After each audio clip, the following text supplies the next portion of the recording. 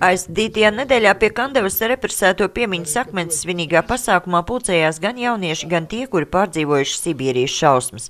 Liels paldies jums visiem, ka mēs ticam šai valstī un šo apziņu, ka tiešām tie esam mēs, kas šo valsti tur un uztur un rūpējas par to, jo mums ir jāciena sava valsts.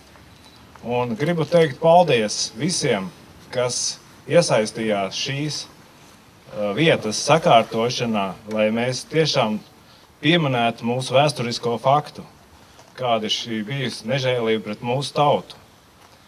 Un katrā ziņā novēlu, lai nepazaudētu mūsu cerību un cieņu pret šo valstu arī turpmāk. Dievs svētī Latviju! Dievs svētī Latviju, mūs dārgo Teviju, svētī Latviju, ak svētī to. Piemiņas vieta 1941. un 1949. gadā izsūtītiem kandavniekiem izveidot pirms 24 gadiem, bet šogad veikta tās labiekārtošana, izveidotas bruģētas taciņas un laukums, kurā iegremdēts no Rūmenes atvestais piemiņas akmens, kā arī uzstādīts soliņu un atkritumu urnas. Tomēr tas nav vienīgais iemesls, kāpēc piemiņas vietas atklāšanas pasākums notika oktobrī. Bet galvenais, ka uz šā pamata mēs varējām piesaistīt ļoti daudz skolu jaunatnes, jo marta 25.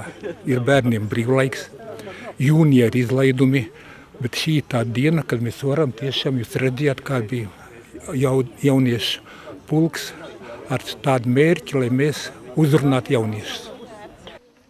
Represēti uzskata, ka skolās jauniešiem pārāk maz tiek mācīts par šīm traģiskajām Latvijas vēstures lapusēm, tāpēc bieži vien nāks sastapties ar skolēniem, kuri nezina, kāpēc tiek atzīmēts 25. marts un 14. jūnijas.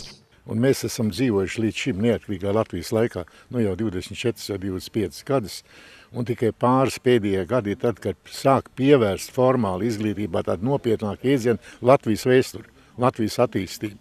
Un tas ir kauna traips faktiski. Un tā ir mūsu šodienas dzīve vēl tālāk, politiskā vide. Es negribētu ieiet saimnieciskos jautājumos, bet politiskā vide bija tāda, ka šī Latvijas vēsture, tas patriotisms, kas būtu jāaudzinās skolā, stāvēja kaut kur savādāk. Un tā ir mūsu nelaime, un es nezinu, ar ko tas beigsies. Es arī ticu. Un ir kurā brīdī grūtā cilvēks tic, un es arī ticu ticiem bērniem, kad viņi izvilks to, ko mēs pašlaik nespējam izvilkt. Bet dēlī salaiduši esam diezgan daudz. Šoreiz tieši skolēniem bija uzticēts lasīt izsūtīto atmiņu grāmatās ierakstītās lapus, un jaunieši atzina, ka tas ļaus labāk saprast izsūtīto pārdzīvojumus.